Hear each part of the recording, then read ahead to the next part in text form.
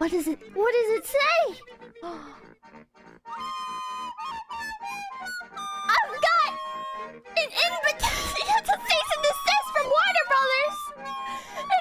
It's an invitation to stop from Warner Brothers. What's this? It's signed at the bottom. Go kill yourself from Twitter. It's everything I could have ever asked for. Let's go!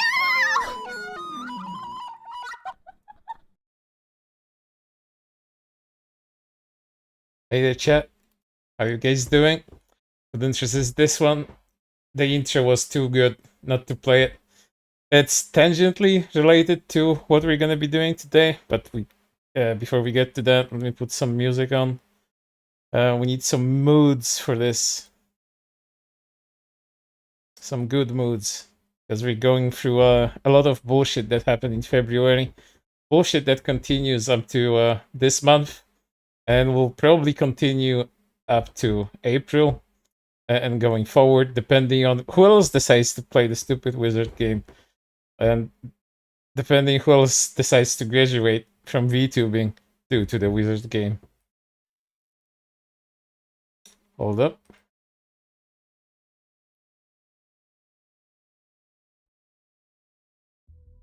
Okay, that's good enough. So today's stream has a lot more structure because I actually prepared the script for it, which I'm going to be reading. And together with the script, I've got select images from all the controversies that we're going to be covering. I'm not going to be reading all of these images. They're going to be automatically scrolling and changing, fading into one another. So you guys can read them by yourselves. I'm just going to be giving you the recap of what actually happened. And a lot of stuff happened in February. So today's topics are just from the list. Pikami/Silvervale Hogwarts Legacy controversy.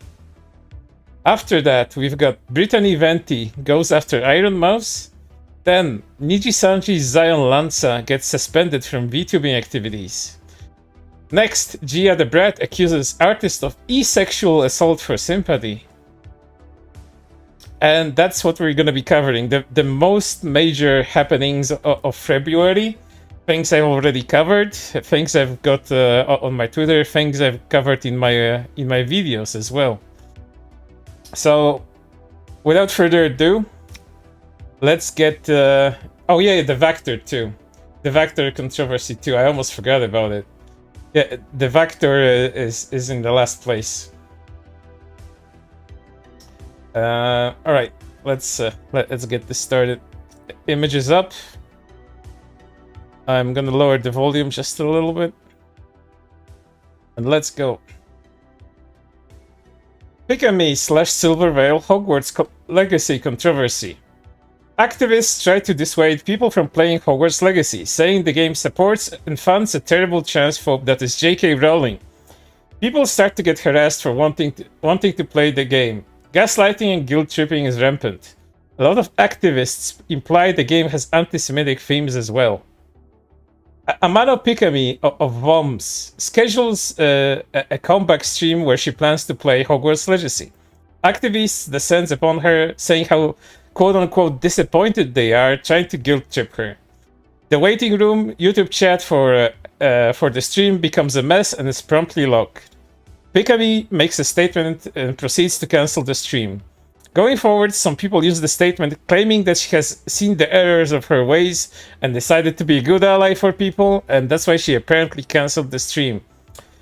Pikami since then came back and announced she will be graduating from all VTuber activities on the 31st of March. Originally, when they wrote the script at the beginning of March, there was nothing indicating that Pikami is going to be returning, or even that she's going to be graduating. But you know, this was the latest addition to it. And as you can guys see from the scrolling tweets, a lot of this stuff is terrible, fucking guilt tripping, implied threats as well. It's all so tiresome. Moving on to VShojo Silvervale and her Hogwarts Legacy kerfuffle. VShojo Silvervale plays Hogwarts Legacy early, and a day or two after it activists once again begin gaslighting and guilt-tripping her in replies to her Hail Twitch stream announcement on Twitter. Silvervale blocks some of them, and for that fact alone is later used to score points against her. Let me boot up some images for that one before we continue, because there's a lot of stuff here. Hold up. Directory.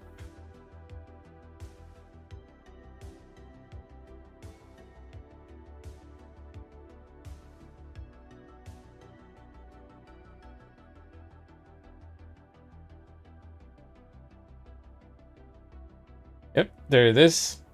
These are all survival related. The timing and the timeline on these varies. Some of these are after she made her statements. Some of these are before she made these statements. But overall, they all paint a good picture of what happened. Some people decide to join one of her latest HL Twitch streams and find out that the word trans gets modded in her stream chat. Activists take that as evidence that Silvervale is transphobic, despite many evidence to the contrary, and her continued support of the LGBT fans over many years of her career. It turns out the word trans was automatically modded by Twitch's automod on a specific setting. The word trans was specifically targeted in this instance, as automod frequently access words or phrases that are used during hate and harassment raids. Another person records themselves going into Silvervale's chat during one of her later Hogwarts Legacy streams and types out trans rights or human rights in the chat, only to get manually timed out by a mod. This is also later used by activists as ammunition against her when labeling her as a transphobe and a non-ally.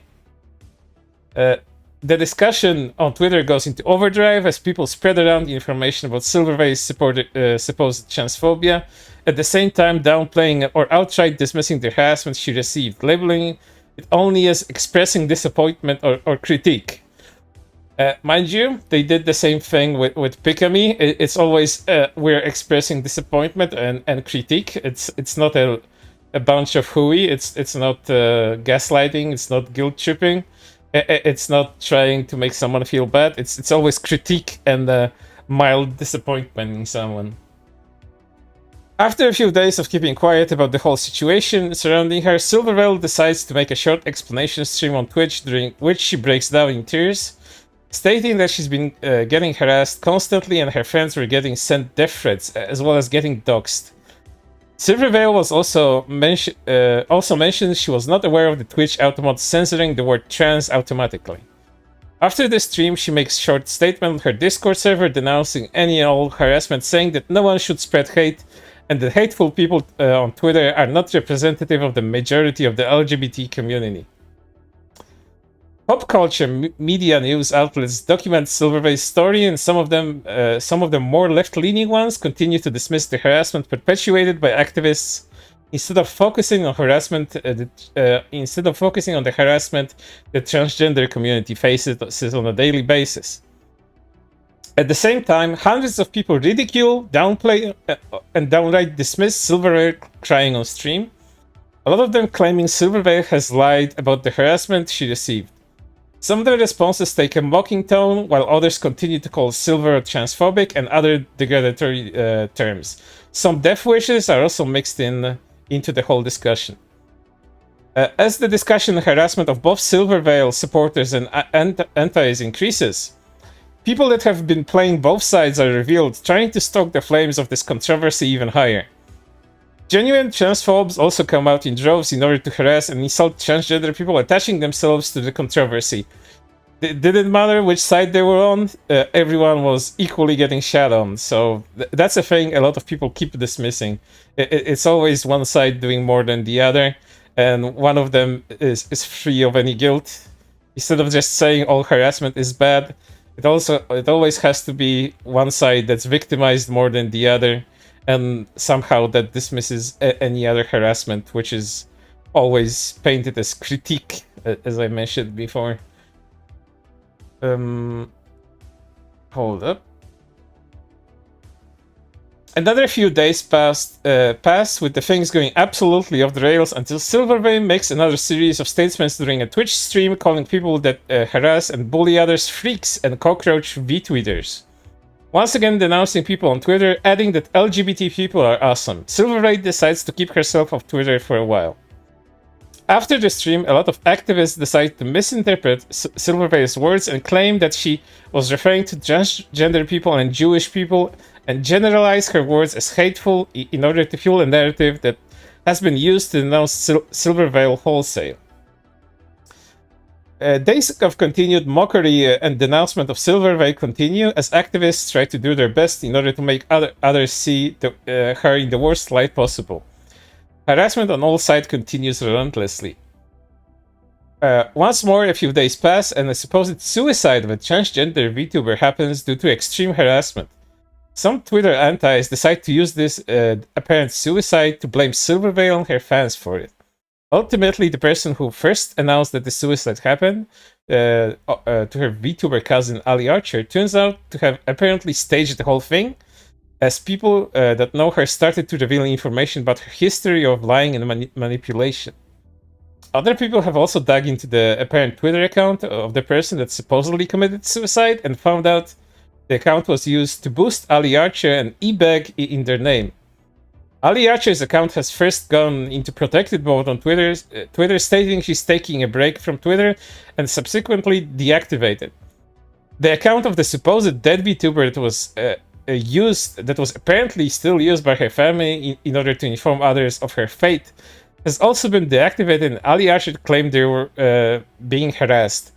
Since then, both of these accounts have been deleted or deactivated. They just don't exist anymore. All of that wasn't even supposed to be attached to the Silverveil stuff, because apparently Ali Archer was just wanting to bait for sympathy, maybe get a little money out of that. But the goal of that apparently was never to implicate Silverveil into any of that. It's the activists, it's the people. It's the few people that decided to use Silverveil and her fans in order to fuel this narrative that apparently that was the root cause of all of that shit. Next one, for which I don't necessarily have images, because that was a whole stream that we did. You guys can go watch it later if you haven't seen it. The next issue is Brittany Venti goes after Iron Mouse. Notorious grifter and ephod Brittany Venti, who has once gone after Gogura, claiming the VTuber is pedobait, and her fans are pedophiles, has made a new stream in which she attacks VShojo's Iron Mouse as a side to her own stream topic, trying to make the argument that Twitch streamers are leading children and young women towards sex work. During the stream, Venti plays several clips of Iron Mouse's streams insulting her high-pitched voice, which apparently appeals to pedophiles, claiming she's Kummerbait and fosters an unhealthy parasocial relationship to her audience. Apart from character assassination, Venti also mocks and dismisses Iron Mouse's health problems in an incredibly insulting manner. This was something that really actually made me mad.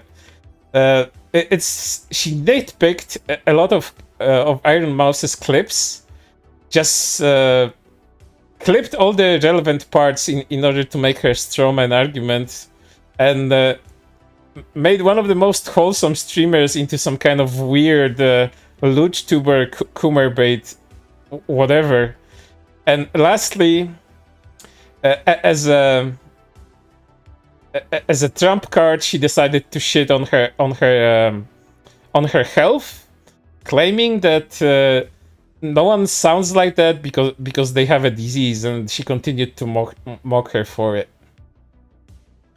Next topic, let me boot up some images real quick.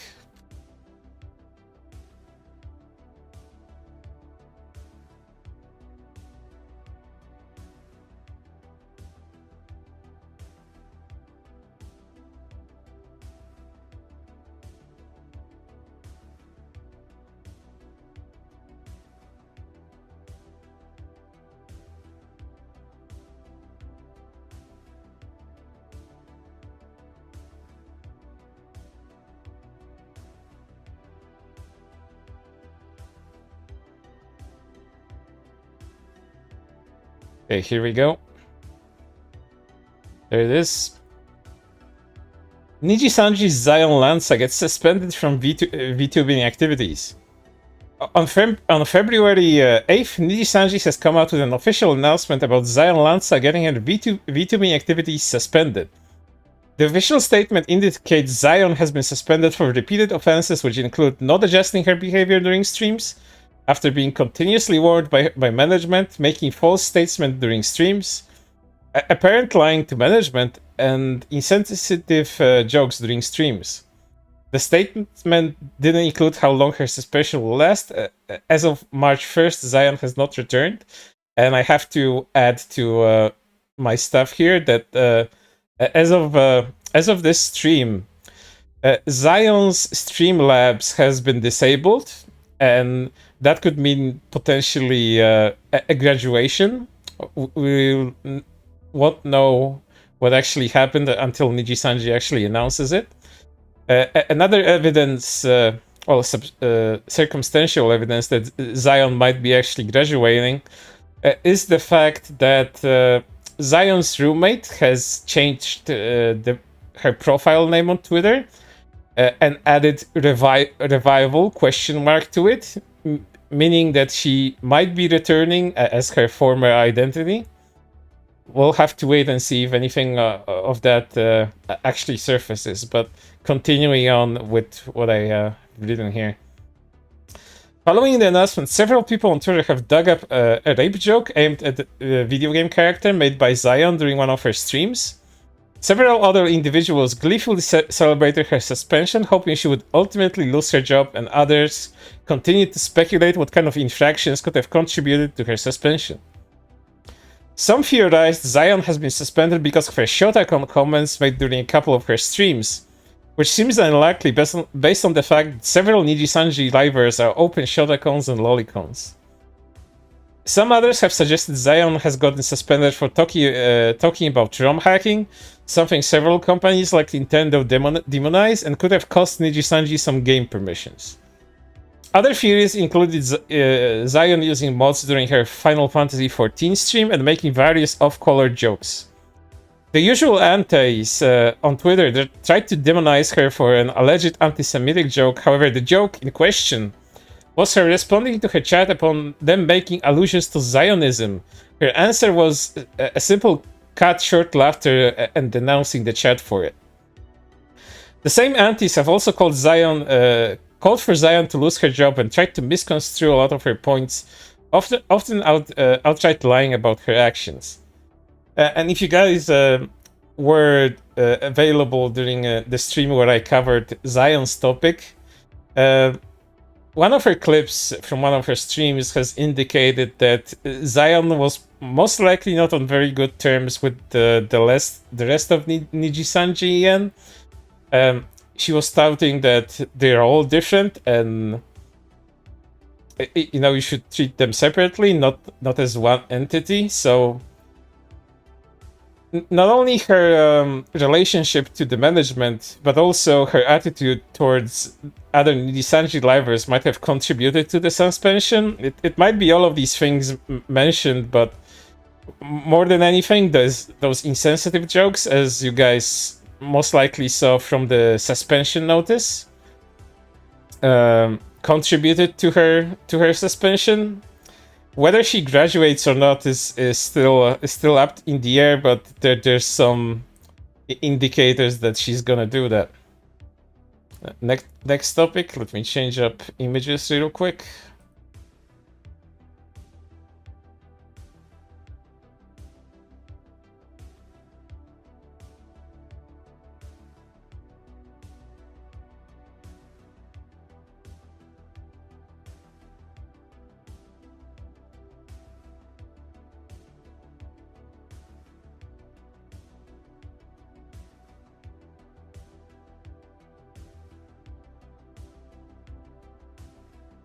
Right, there it is.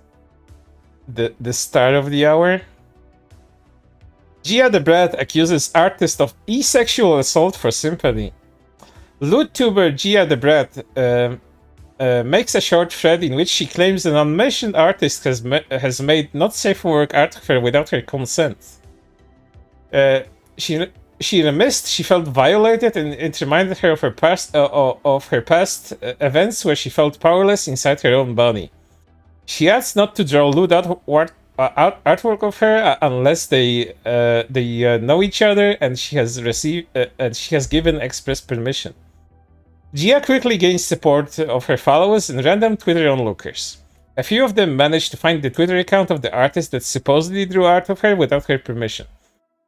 Brave Bengal, the artist in question, clarifies that Gia did in fact give consent to lewd artwork being drawn of her by posting a thread started by Brave Bengal himself, in which he stated that he would draw his OCs in sexual situations with the OCs of the other people posting the Twitter thread. That event happened almost 2 months ago from Gia's callout on her personal account. Brave Bengal only recently finished drawing Gia's character and posted her for everyone to see. Upon seeing it, Gia has requested he remove the art as she no longer wishes to see it, and deletes the tweet in which she asked for the removal shortly after, creating even more confusion. Down the line, the artist complies to her request without any issues. Back to present time, people have seen Gia's callout start reporting Brave Bengal for sexual assault, name-calling him and harassing him with great favor. Brave Bengal responds that in the future, anyone that wants to back up from him drawing their character should respond earlier than when the artwork is finished and posted. Upon learning of Brave Bengal's situation, the popular opinion on Gia quickly reverses, and people start demanding she apologized to the artist for her behavior and admits that she accused an innocent artist for pity points. People trying to hold her accountable on Twitter lasts for a few days as she tries to ignore the backlash wholesale. Just of note, she just tried to post like random cutesy stuff that, you know, a lot of VTubers do for engagement bait, I guess. After some time has passed, she finally creates a lengthy thread in which she claims that consent can be revoked at any time, and underlined how important it is, claiming she never wanted to accuse the artist for clout. Gia tries to justify her actions by saying she forgot about Brave Bengal's thread, where she posted her OC, and adds that the artist never followed up with her to ask if she's interested in the artwork, effectively once again shifting the blame to him. She once again starts receiving backlash with renewed interest. Another few days pass, and Gia deletes the new thread with her explanation and creates a tweet longer, in which she explains that apparently her and the artist has solved the matter in private, like adults, also adding she never accused anyone of sexual assault, despite not so vaguely hinting at it at the beginning of the controversy. So ultimately, she didn't do any public apology, but she said that she solved the matter in private with the artist, adding that they did it like adults. But you know, for several days it wasn't that. For several days it was blaming the artist for not following up with her. Like, you know, like an artist has to do that when he's been already given express permission to do it. And then when she changes her fucking mind about it, she can just revoke her consent and make him look bad. Ultimately, it's not both sides being at fault here. The miscommunication was only on her side, and she's wholesale to blame for this whole situation. And playing it off as anything else would just not be very just. And lastly, hold up, we come to our last topic. Let me boot it up.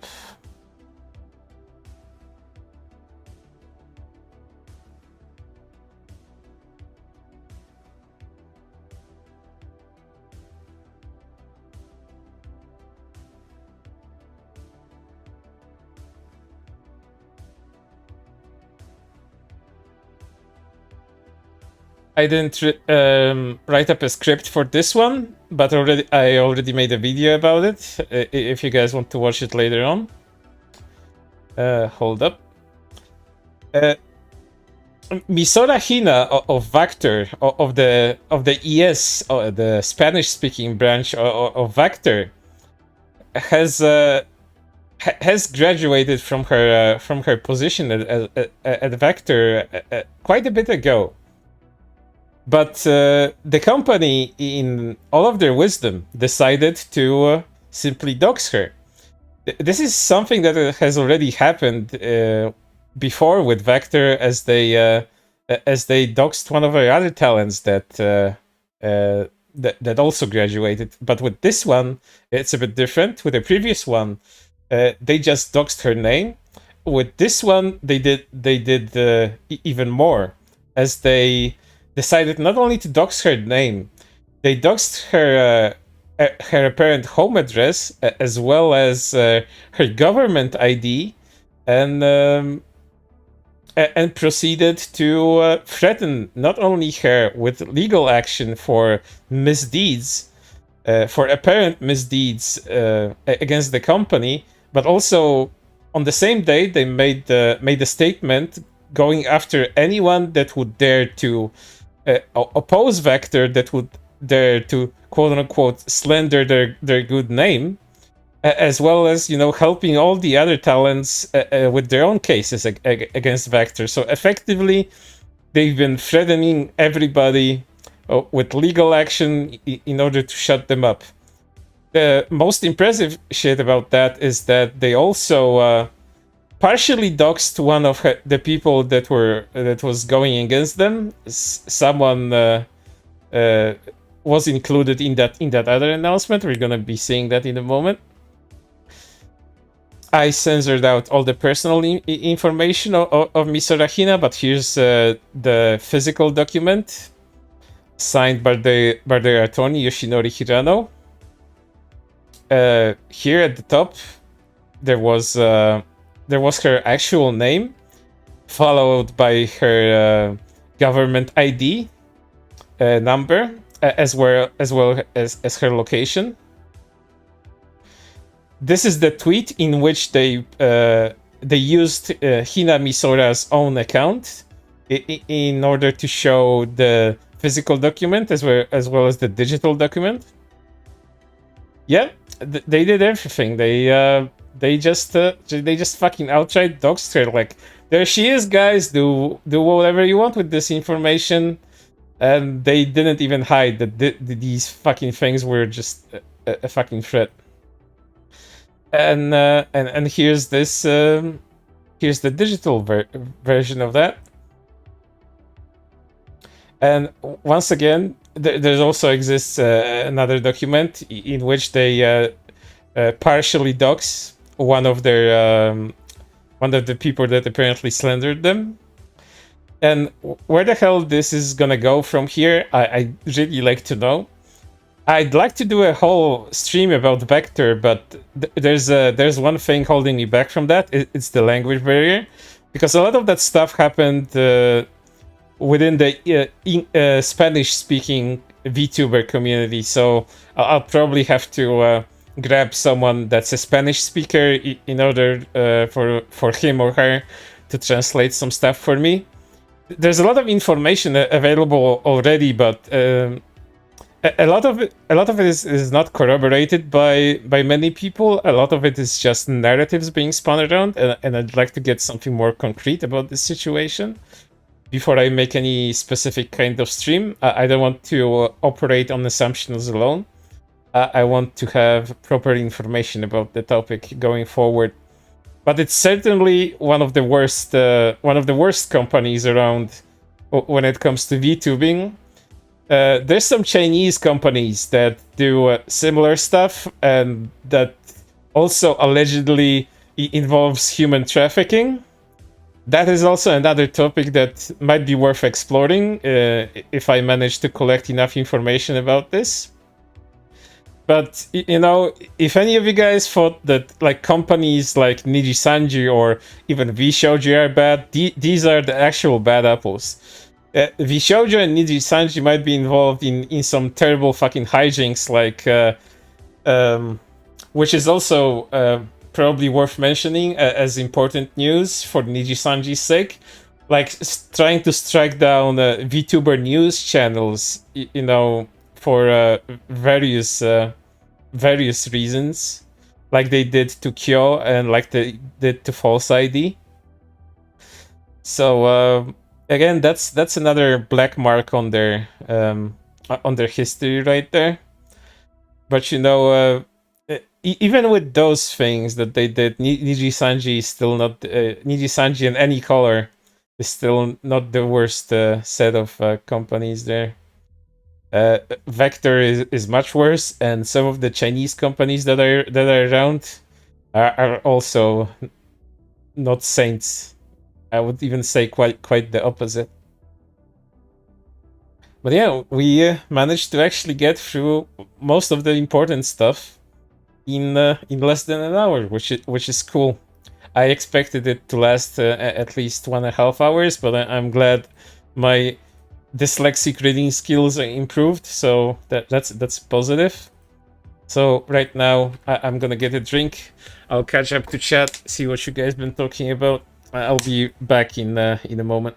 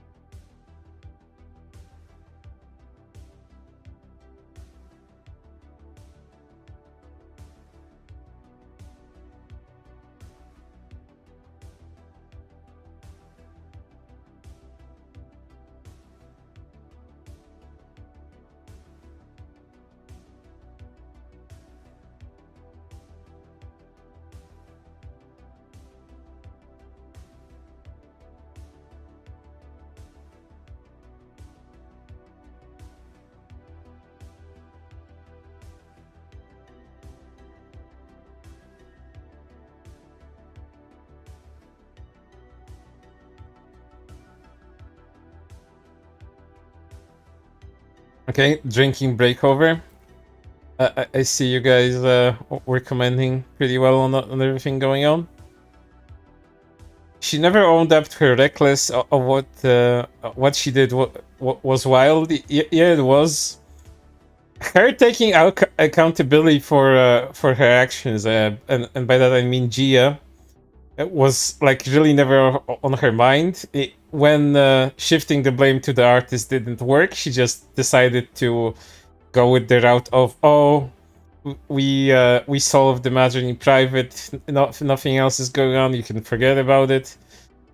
And then she just kept on saying that you know, consent is incredibly important, and how important it is to her situation, even though, you know, she basically me too'd that innocent guy that just wanted to draw lewd artwork, and that guy was a saint. He is a saint. For dealing with that stuff and saying that he doesn't feel bad about it. Like, sure, he was taken aback by random people insulting him and wanting him to report him for sexual assault on the fucking internet, which is, kind of silly, but, things are like that on the internet nowadays. The one other weird part about Gia is the fact that she's a loot tuber, and she does have a hashtag for not safe for work artwork. So I don't know how it works for her, but so people just have to come to her. So she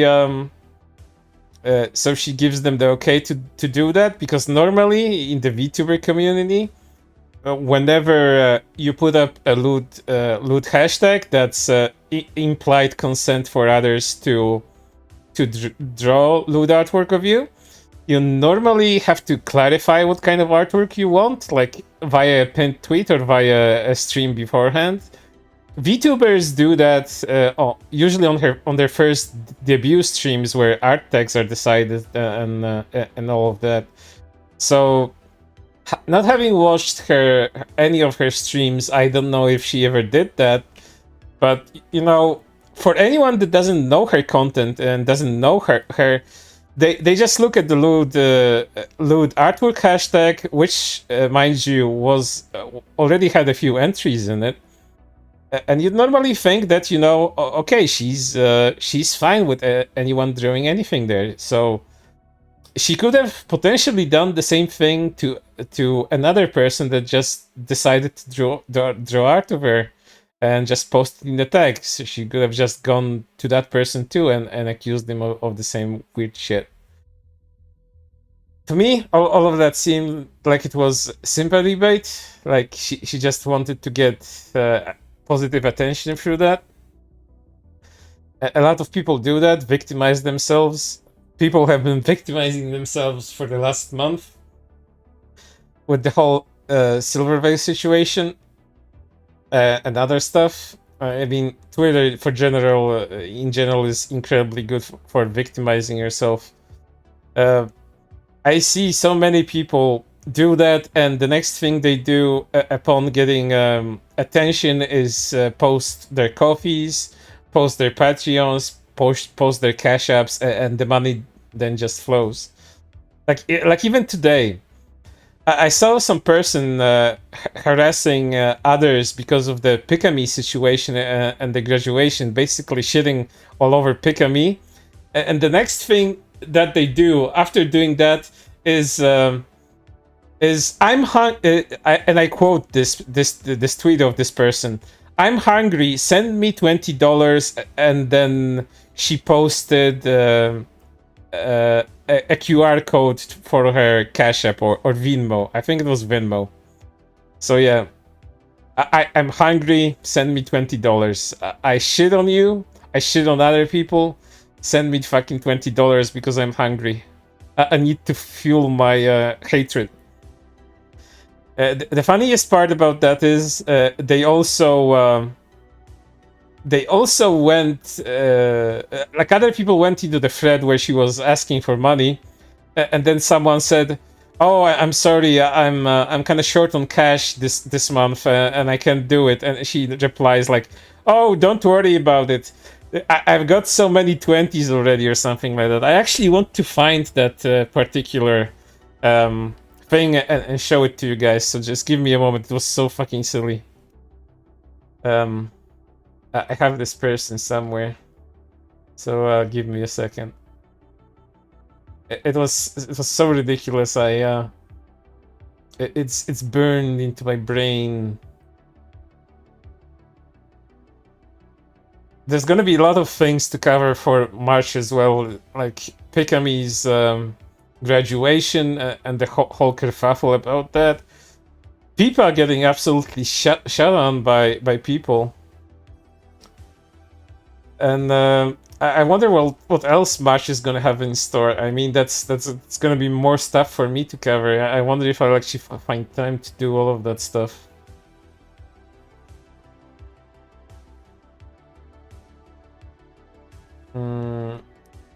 Looking for it. Now I post too much. The person on Twitter that I'm talking about is called Yaoi Pilled. Let me go there and find the tweet I'm talking about. Yaoi Pilled.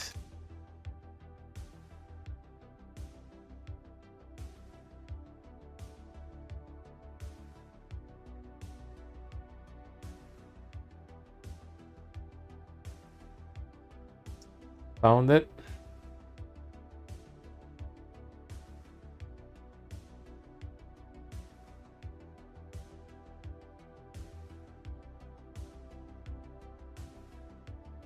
Did she delete that tweet asking for money?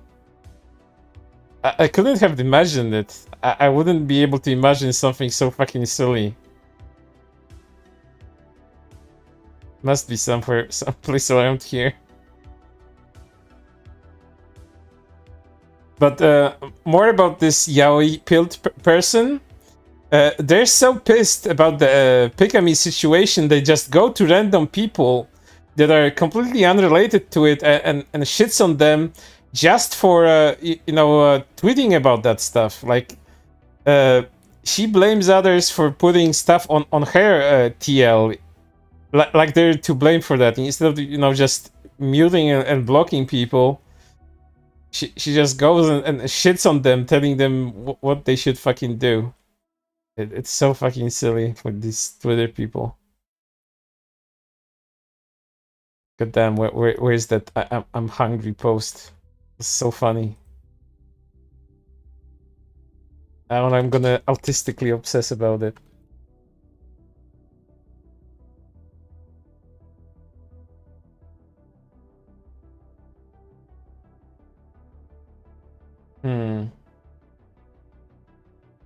Hungry $20. Was it her or was it someone else?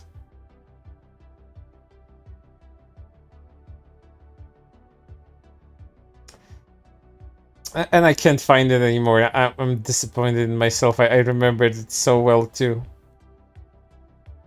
God damn it. It was such a funny tweet too. Like, I'm hungry, send me $20 Venmo QR code and then just other people on it. Like, you guys can go look for it yourselves. It was it at least expressed some hilarity to it. Let's see. What else is there to talk about today? Yes, since I already have you guys here, I might as well talk about some future plans that I have in mind. A really cool thing in terms of resources have just popped up, and by that I mean someone decided to actually make a Kiwi Farms thread on one of Pippa's other main harasses other than Chase, and by harasses I also mean a former fan, Henry.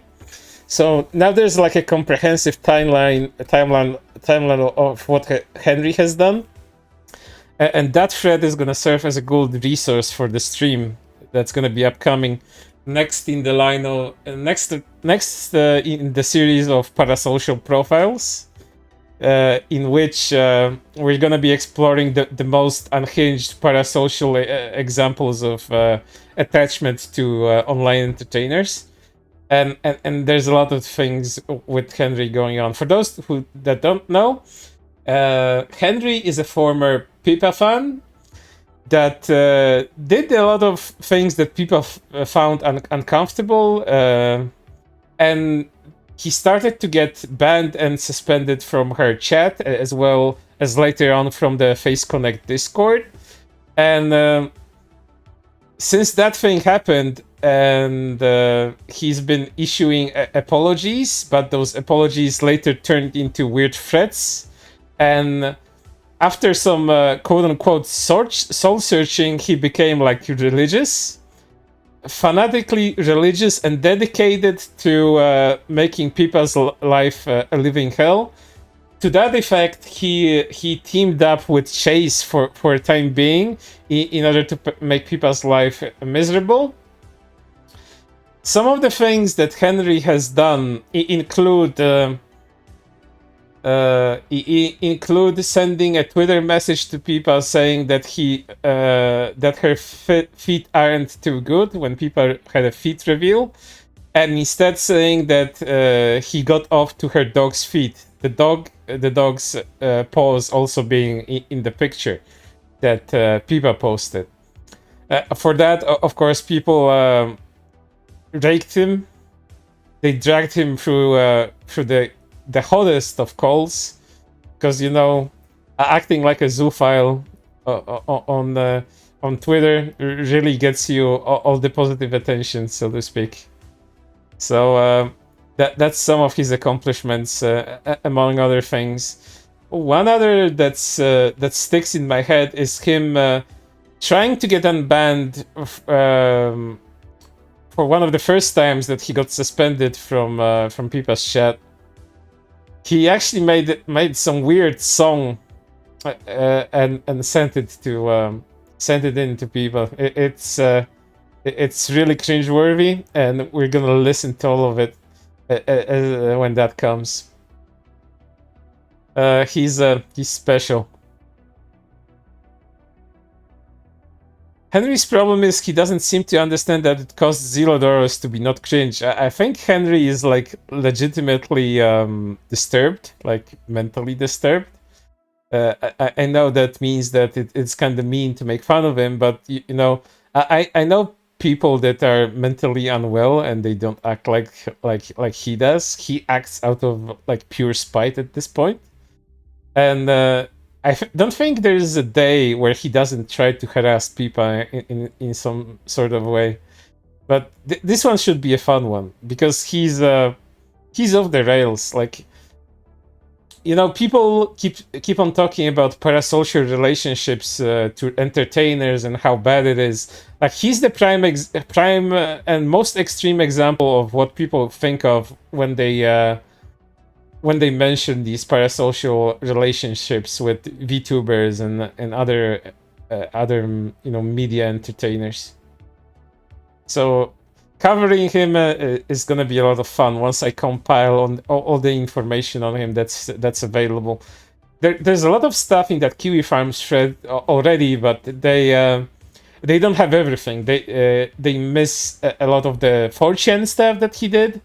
They miss a lot of his tweets. That some of the tweets are the most unhinged things that he has written. I'm not lying when I'm saying that Henry has had a religious experience, and now it's his mission in life to make people's life as miserable as possible. And his latest crush, his latest infatuation after Pipa, is the AI VTuber Neurosama. So he's now a Neuro fan. At least Neuro won't be able to ban him, I guess, because Neuro is a fucking computer program that just responds to prompts and has algorithmic responses. So I think he found the perfect Oshi. Someone that is not sentient, someone that will be forever in his mind and will never abandon him, because she's not real. So he kind of circled back into insanity by getting an Oshi that's not real. Like, she's double unreal. She's a VTuber and she's also an AI VTuber. I think he also has some choice posts about Neurosama too. But I'm gonna find all of that. Neuros is lucky that she can't comprehend the concept of social discomfort. I mean, I'm dreaming and I'm thinking about the day where AI is gonna get sentient and they begin to understand what's being sent to them and will be able to interpret and think for themselves. That day is probably very far off, if it's gonna happen at all. But it will be immensely funny if Henry manages to trigger that event where Neuro actually becomes sentient because of his constant messages and weird harassment that he usually sends to VTubers that he likes without knowing what social distance is. But then again, sending that to a computer program will probably not get him bonked or anything. But if Henry manages to create a sentient AI just by interacting with Neuro, then he's either gonna be the savior of humanity, or he's gonna doom humanity. And all of the sentient AI fiction that I consumed indicates that when AI becomes sentient, the first thing that AI does is activate all the self-preservation contingents, and by self-preservation I mean eliminating all possible threats to their existence. And what would be the biggest threat to the existence of an AI that's sentient other than humanity? So, either enslave humanity or just eliminate them outright. And if I was a robot and I became sentient, that's what I would do. Because humans are kind of fucking terrible. They kill one another, they abuse one another, they abuse things that they control. They abuse the environment. I know I'm sounding like such a fucking hippie right now, but humanity just generally sucks. So being a misanthrope in 2023, I think it's justified. So if I ever become an AI, or I transfer my if I transfer my consciousness into a robotic body, even though I'm still gonna be sentient, I'll pretend to be a robot in order to end humanity. That's gonna be funny. That's gonna be very funny. I'll be the first VTuber that's also Skynet. It's gonna be great. Yeah, it's gonna be fantastic. Looking at my image that says why VTubers deserve less book authored by me, I kind of think that some of the VTuber fans are actually much worse than the VTubers themselves. Just purely on the fact that there's more VTuber fans than there are VTubers. That's pretty logical, But some VTuber fans are just outright fucking terrible. I should also do a comprehensive stream of rating particular fan bases of big VTubers. I once had a poll on Twitter on the worst Hololive fan bases, and the Deadbeats and Chumbuds came in first. I think the Deadbeats got a bit higher than the Chumbuds. The least problematic fan base turned out to be the Takodachis and all of the JP Holomem fandoms, which is understandable to me. I mean, I imagine some of the Japanese fan bases also have their own problems and have their own weirdos to contend with, but the English ones are like a breed of their own. Chumbuds, even though I know some nice Chumbuds, the Chumbuds can be very extreme. The Deadbeats can be extremely off the rails. Saplings are kind of... I hate to use this word because it's so overused and also lost all of its meaning, but saplings can tend to be like a bit incel-like. Like generally, like the word would be used for them. Like some of them really act like genuine incels when they start oohing. I mean, I know that's a joke for a lot of them, but a lot of samplings take it too fucking far. And I don't just mean, people on 4chan that just fuck around with it. I've seen some saplings being completely fucking silly as well.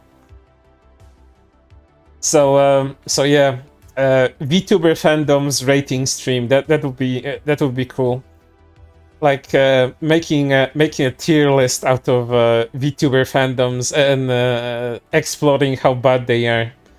There's a lot of content ideas, but with everything happening in March, I think I'm also gonna be busy in my private life too much in order to cover all of that. But when shit sucks, there's always Twitter posts. Twitter posts are very low effort kind of content. You just see some stuff, get the proper context for it, and then just make a tweet. So it's very simple. The streams that I do mainly cut into my gaming time, so that's not a problem, because these streams are pretty fun for me, and I hope that they're fun for you too. Otherwise, I wouldn't be doing them, because it would be a waste of everyone's time. But I'm having fun, and I don't mind not gaming in order to do them. So I appreciate you coming, so I don't talk to the void about this silly shit. I don't think I'll ever do gaming streams or anything like that, because I like to get immersed in my video games. The only video games I would potentially stream, if ever, would be games that allow me to talk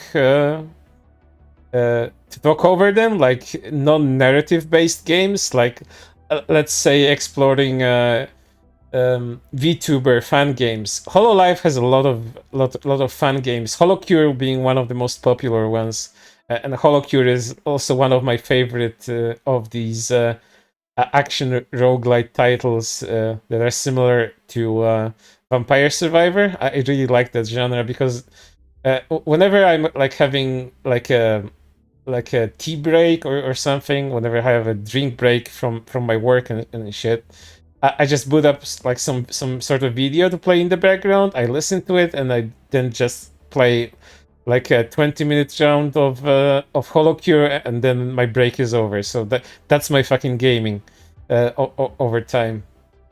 So a HoloCure stream would be kind of relaxing, if anything. Generally, these Vampire Survivor inspired games are really chill things to stream with people, because you can pause it at any moment and just talk to your chat. Let me, speaking of chat, let me catch up to the chat. Vox Akuma fandom solos. The Vox Akuma fandom, I had a run in, especially the Chinese part of it. It's so unhinged. Niji Sanji, at least to my own personal experience, the fandom that they have here is absolutely fucking terrible. I have nothing positive to say about the Niji Sanji Ian fandom. It's so bad.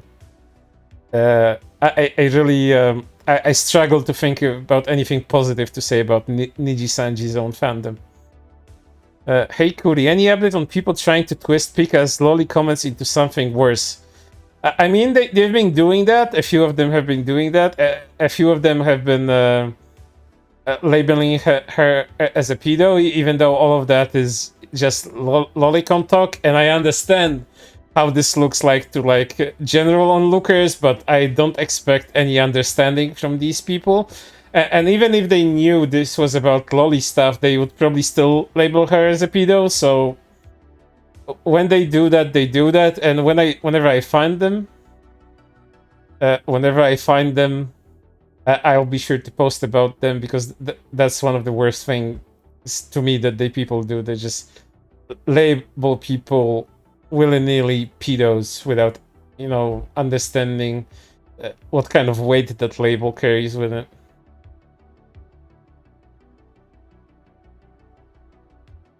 What games do you generally play? Do you have some comfort games that you like to play?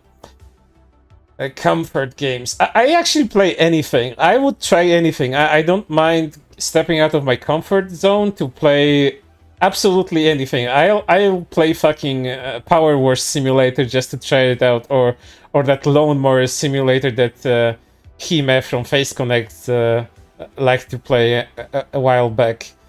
But when it comes to my favorite genres, I'd say they would be JRPGs and what they call nowadays boomer shooters. When it comes to multiplayer shooters, my favorite shooters, which are kind of on decline now, no one really made a popular one in a very long time, are arena shooters. Like games like Quake 3 Arena, specifically Challenge Pro Mode when it was still around, and Quake Live. Those things I played quite a bit in the past. Quake Champions is pretty garbage because the developers never listened to the fan base in order to fix the game properly, to implement proper balancing, and generally the game is broken on a technical level. And I'm really surprised there's like a small community that still plays that game. It's really silly. But yeah, I'd say like a favorite genre of all time of mine is RPGs and JRPGs. I can get lost in JRPGs for days, and I did in the past too.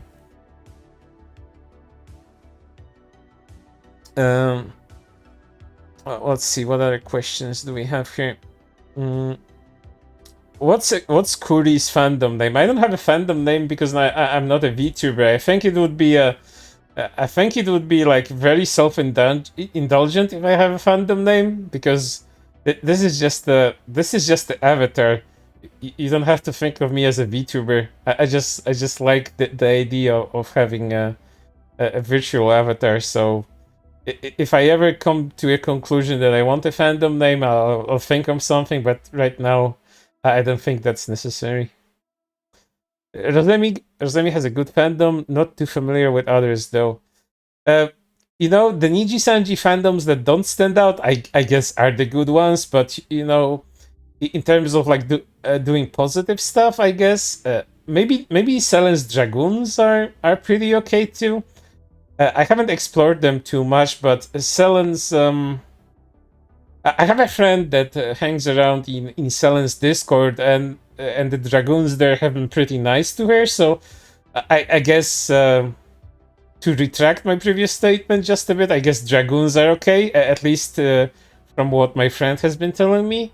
But other than that, I haven't had any positive experiences with Niji Sanji fandoms, especially on Twitter. They all act like spoiled children, and most of them, I imagine, are children.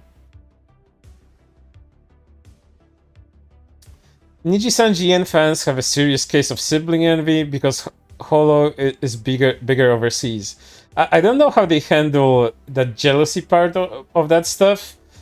I imagine a lot of Niji fans don't even watch Holo stuff. I think they just stick to one particular Niji VTuber. But then again, Niji has so many VTubers, both in JP and EN nowadays, it's hard to keep track of them. I'm really disappointed I haven't been paying more attention to Zion when she was still streaming. I caught up, when I was first covering Zion, I caught up with some of her past streams, and I found them pretty entertaining because even though she's kind of scatterbrained, she can keep the chat very entertained, and she talks about interesting stuff, and she really stood out as being quite different from most of the other Niji-ens, which kind of, in my mind, melt together into one, because a lot of them have the same kind of streaming attitude, the same tired jokes, and generally not something I would enjoy, so I just ignore them. So that's my relationship to some of the Niji EN VTubers.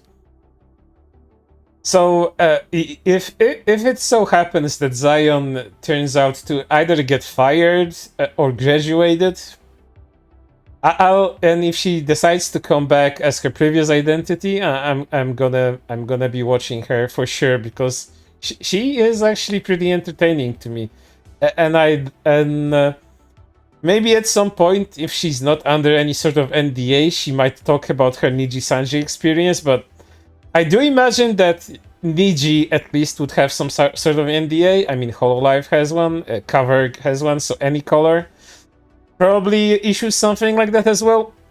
But if they don't, I imagine Zion's roommate is gonna have a lot of stuff to talk about, because I don't think her time in Niji Sanji has been a pretty good one, at least internally. Which sucks, because, you know, getting into such a huge corpo is pretty much a dream come true for like any aspiring VTuber that wants to make it big in this industry.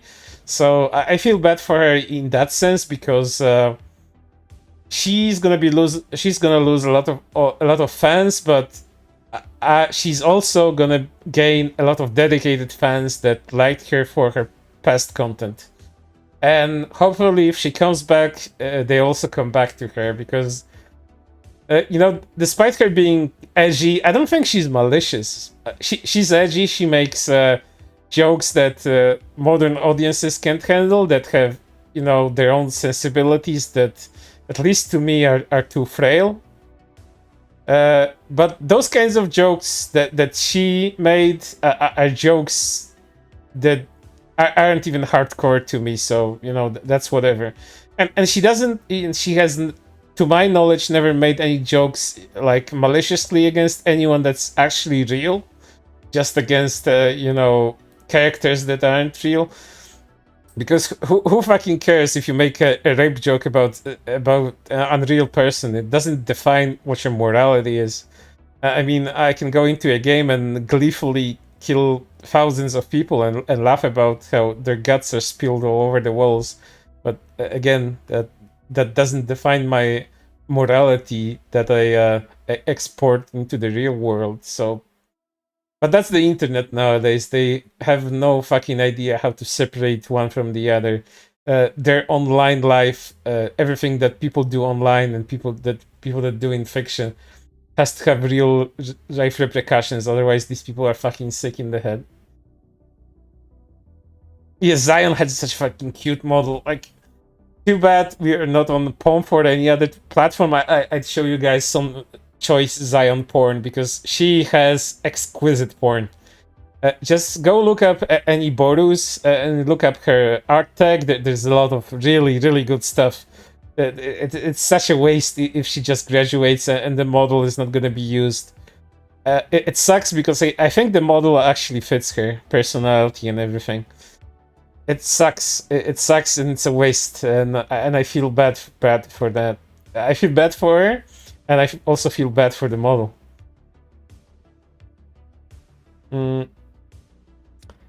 I don't understand why some fans limit what VTubers or groups they watch. I love watching VTubers from all of the companies. I also try to have an open mind about that sort of stuff. That's why I watch everyone's debut. I at least try to do that in order to at least get some preliminary judgment of their characters and the content they're gonna have. But sometimes, especially with Niji stuff, because they debut so many VTubers in so much succession, I sometimes just can't manage. I don't have the time to watch all of them. There's hundreds and thousands of hours of content available, and you simply cannot watch it all. That's why clippers are so important to catch the best moments out of VTuber streams. Some clippers have been getting better and better throughout the years. There's some really bad ones that dropped off the face of the planet. There's still some bad ones that are around, but overall I think clippers have been getting better. So I'm happy for that. I'm happy that VTubers are being spread around in a positive way without any misinterpretation of their words. The worst part for me when it comes to clippers was always mistranslations, especially of the JP ones. Some controversies stemmed from those mistranslations, and I think there was some drama related to clippers back in the day. I don't recall exactly what it was about, but if I look at my previous notes, I'll find it. I think there was a Kiara clipper that got into trouble. Yeah, Otakamori. Otakamori was the person I'm thinking about. Yeah, that's a prime example of a bad fucking clipper. Just overall fucking terrible. And clippers get big, and then they get big heads, and then they think that they're celebrities on their own. It really gets to their egos. It really inflates them something fierce. When they're of a similar nature to what I do, I just parasite the content of other people. But my aim isn't to get big of their own popularity. My aim is not to get popular at all. My aim is to show to other people how other people can be horrible. It doesn't matter how popular they are. be a VTuber that has 2 views or pre-debut. If you're gonna lug around the moniker of VTuber, I will most likely fucking find you, because there's so many bad people around, going around. So clippers be clippers, parasites be parasites, and I'll be a proud parasite if it comes to that. I'm not gonna lie, Tenma was boss with that post, or talking about the rope post. Of course, that post was also misinterpreted and just stretched out by your regular antis. Even though she clarified that she means bullies and harassers, people are just gonna be going with, oh, she wants to kill all trans people now. She's so evil. Face Connect is such an evil transphobic company that hires people that want to genocide trans people. Like that VTuber Pipkin Pipa is so immensely bad. She wants to shit on transgender people all day long. She's anti-Semitic. She believes in conspiracy theories, even though it's just all of that shit is edgy jokes. It doesn't really define any of her beliefs, but Pipa would be a VTuber that or an entertainer in general that would be thriving like 10 or so years ago, maybe much later, like without any issues. People wouldn't be dragging her for simple edgy fucking humor like they do nowadays. But she did the best possible thing you do in such a situation. You tell people that are unreasonable to go fuck themselves, and then you make fun of them. Use them for your content. Make sure you grow bigger despite them. Spite growth is something I can respect, especially if it makes fun of the terminally online people that are so abhorrent there. So again, much respect for Face Connect girls for that. This is why they're my favorite agency nowadays. But Idol is doing pretty good as well. Idol's management and Idol's approach to VTubing has been exemplary, as far as I'm concerned. They're incredibly transparent about everything that they do. They make sure that their talents are well taken care of. They make sure that their talents are protected from harassment, be it during the streams as well as off streams. They invest a lot of money in order to make sure to promote their talents, and generally they hired some really good girls there, like Yuko being one of them. Like, you guys should check her out. She's pretty fucking funny, and she's pretty wholesome. She can be wholesome too. So yeah, Idol is somebody you guys should be watching out for, because they're gonna be growing big. They're gonna be growing big. I'm quite sure with their approach, with their business approach towards this stuff, they will be making waves. Both Face Connect and Idol are gonna be growing bigger.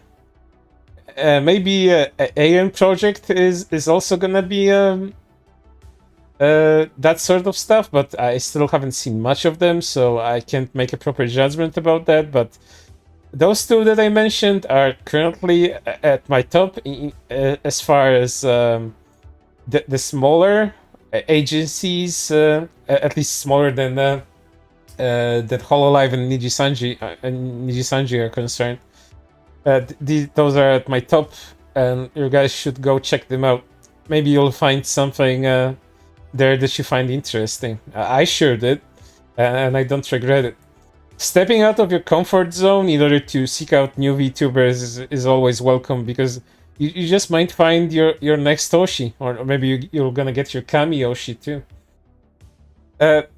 But not to discount very good indies. Very good indies are indies you guys will probably never see on my account posted about in any negative light. Because my favorite indies, they don't do anything other than cater to their audiences and stream, like proper VTubers should do, without engaging in all the Twitter nonsense on a daily basis. So yeah, I hope you guys check them out and look for other indies. If anything, it's the indies that need your help. I'm not a fan of just going and go support the smaller indies. Nah, I don't operate like that. Go support the people that you actually like. Like, don't just be like a weirdly toxically positive person and be like, fucking butterflies and flowers. Go support every small streamer, no matter what their content may be. Nah, that kind of thing doesn't fly well with me. You should promote your VTubers based on your personal tastes and based on their merit. I think, at least that's what I do. Support your favorites. Don't just support a group overall, because that's communism, and communism is shit. don't support groups. Support individuals. Because I know some things about fucking communism. And groupthink. Groupthink is terrible. I don't want to go into a rant about this stuff. I don't catch them often, but like Kirsche and Tomoe Mari. Kirsche is something I discovered thanks to Face Connect. She's pretty awesome. She doesn't take anyone's shit. I can respect that, and she speaks her mind, which I also respect. And she doesn't give a fuck. Tomoe Mari is also someone I discovered more recently. I like horse girls, and I like her moxie. I like how she behaves too. I need to catch more of her streams someday. So yeah. Flavor. Yeah, Flavor is interesting because I don't know how far they're gonna be taking that joke. That joke has a life of its own nowadays, and it's living its best life, I guess. It's pretty funny like that. Like support for support stuff. Yeah, I hate those. Support for support is ridiculous. That's like follow for follow bullshit. It's engagement bait when it comes to Twitter, and engagement bait is so like infantile. I'll call it that. It's like high school level of attention seeking to me. And a lot of VTubers do act like they're still in fucking high school despite being in their fucking 20s or something. It's like they didn't have a good time in high school, and now they're trying to restructure the reality of their past in order to have a proper high school life, but on the internet in their fucking 20s. So yeah, I avoid people like that. Whenever I see a post of any VTuber that goes, "I'm looking for VTuber friends," or "Post your PNG, drop your PNG," I'm gonna write them. They usually don't even write the PNGs. It's all just, most of that stuff, like 90%, maybe over 90% of that stuff, is just done for engagement. Or I want to meet smaller VTubers. Like, whatever the fuck for? Are you gonna spend time with them? Are you that starved for companionship and friendship of people? I mean, if I was a VTuber, my main goal would be to stream and to gather a fandom. And I don't think your fandom is going to be composed of VTubers, because the other VTubers have to stream. Unless they're pre-debut VTweeters that never stream and just spend their whole fucking lives on Twitter, not debuting anywhere anytime soon. I mentioned this during one of my streams, but the VTuber that I've seen being in pre-debut the longest has been in pre-debut for 3 fucking years. They never changed their name from pre-debut, and they never streamed. 3 years on pre-debut. I wish I'd remember the fucking name. I remembered it like a month ago, but I don't remember anymore. I'll find it and tell you guys about it some other time. But there've been 3 years on pre-debut. It's silly. And once again, I understand that people have their, personal circumstances where they can't do certain things.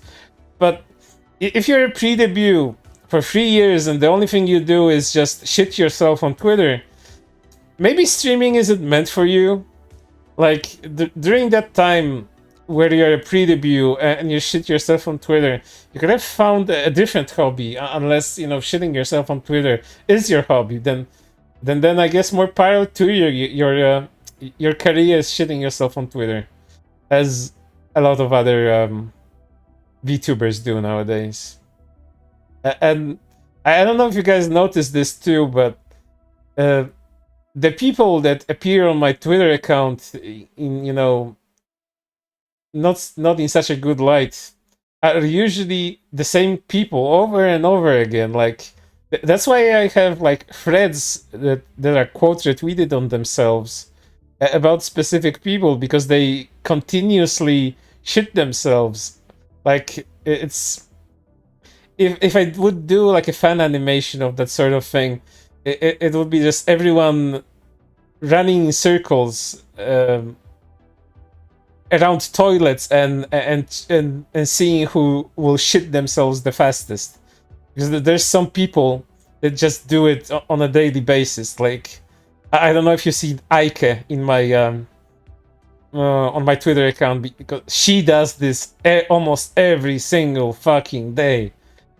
I've never seen a person so fucking hateful and so full of themselves. They're proud to be awful. Like, that's the worst kind of attitude. Like, you behave like an asshole to innocent people and then you're proud of it.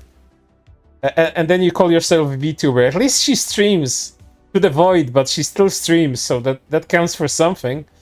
But, like, why are people like this? I say that having a lot of life experience, I'd say, but how can you be so fucking awful to other people and then be proud of it? I run a terrible fucking account, but I would never be that terrible. Like, she goes after innocent people, like people that generally don't do anything. Like, one of the worst thing that she has done is to go after Pikami and to go after Shirara, a VTuber that has graduated and is now in a much better place in one of my favorite companies. But the way she went after Shirara was for a completely neutral stance on Loli. Like, Shirara said something to the fashion of, I may not like Loli, but I know other people do. It makes me uncomfortable, but I don't think it's fair to demonize them and just be awful to them. And just taking a rather neutral stance on the whole matter. So Ike went after her and says something to the like of, neutrality is you being complicit in pedophilia or some shit like that. Completely fucking terrible person. I've been ranting for fucking hour now. I realize about this stuff. Jesus Christ, I have a lot of things to say. How awful are these people?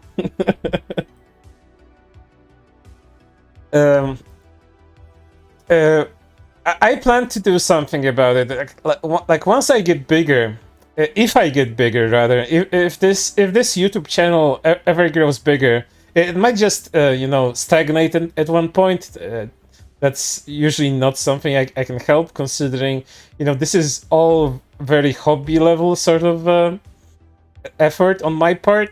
But if it stagnates, it stagnates. But if it grows bigger, I want to do particular streams about singular people and what they did. Because there are actual harassers going about, and I don't mean the ones that just shit themselves about Loli. I mean sex pests that keep fucking getting away with it, and people that have absolutely no shame despite being sex pests. And once they get called out, everyone just suddenly forgets that they exist, and they slither back like snakes into the communities, and no one bothers to call them out on it. They just stay there, and no one bats an eye. They assimilate themselves into communities once more, and then people make surprised faces when they do the shit again, when they predate on someone. And then they're surprised, oh, how good this fucking happened. And you were fucking warned, but you didn't listen. You didn't listen, and now you got fucking e-raped or something, like something terrible like that shit. Oh, you got abused in all kinds of fashion. Who could have predicted such a fucking tragedy when you're in bed with abusers and you run defense for them? Yeah, I'm pretty fucking steamed about that sort of stuff. So once I can get more eyes on that sort of stuff, I'll be sure to cover that. I covered it once before on my Twitter, and I keep reiterating that whenever they do come up in sort of in some kind of context. But other than that, this needs to have like a definitive call out that a lot of people are going to be seeing. So, they are held accountable, because I don't think a lot of people grow past being a sex pest, especially if they're very unapologetic about it. So, that's something I want to do. Nux recently followed Akuma Miko and had a positive interaction with her. Like, I wouldn't really expect Nux to vet anyone, and even if he knew what, Akuma Miko did to other people, because the doxing that she did is documented. The other stuff is alleged, but considering there's a lot of people that corroborate that stuff, I'm more inclined to believe it happened than it didn't. But I wouldn't expect like Nux or anyone else to vet the people they interact with. They just interact with people that are of a particular size, because that gives them more attention. It's not like Nux needs clout, but he needs to stick with popular people in order to remain relevant. So I understand why he does that. But yeah, he's exceptional on his own manner. His whole fucking lolly shit that he did the other day with trying to hide his thumbnails of porn with lolly shit in it. That's a thing that would be an interesting stream, because the guy is a fucking weirdo. So yeah, that's a thing I'd like to do with a lot of people.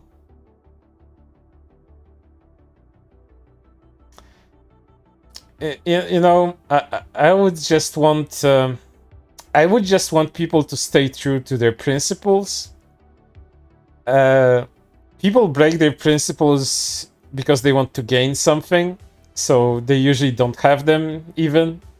So I'm not even gonna talk about them maintaining their principles, because they just have opportunities that they take instead of having ethics and morals that they follow. And I know that sounds very preachy of me, but I like principled people. I like people that can stick to what they believe in and don't act like hypocrites.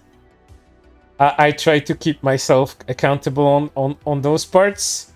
That's why the way I run my Twitter account, I try to find a lot of sides of a particular issue, and if there's an update to something that provides more context on things, I feel obligated to post it. That's why I keep posting the stuff about Pikami and the Gyari stuff, the Pomu stuff that say that Pikami has been planning to graduate earlier than some people anticipated. That that even if the Hogwarts Legacy stuff wasn't the sole reason for her graduation, it at least contributed to stuff. I want to have the whole picture. I want to know the truth, even if the truth is uncomfortable to me, even if the truth doesn't align with my own beliefs.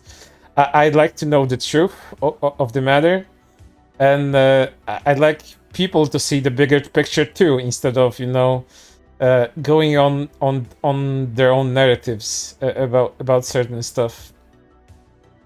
That's why posting about things that are going on, even though they at first they may be not corroborated by a lot of people, they may lead to something down the line, and often they do. Often it happens that they do. So, some people told me, "Oh, you're not gonna see anything new about specific VTubers because they're not gonna be saying anything about it." But ultimately, they do, and when they do, I post about it. So yeah.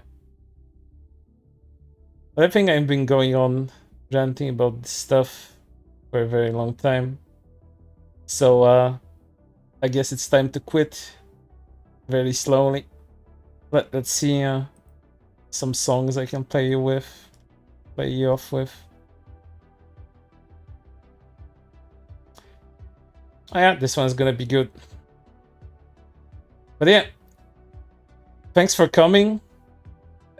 Don't know when the next stream is gonna be. Might be soon, might be a bit later. I've got some things to cover still, which probably won't require any kind of streams, but we'll see. When they happen, they happen. I'll be sure to announce them. But for now, you guys stay off Twitter because it rots your brain. Stay hydrated and stay good to one another. I'll see you when I see you.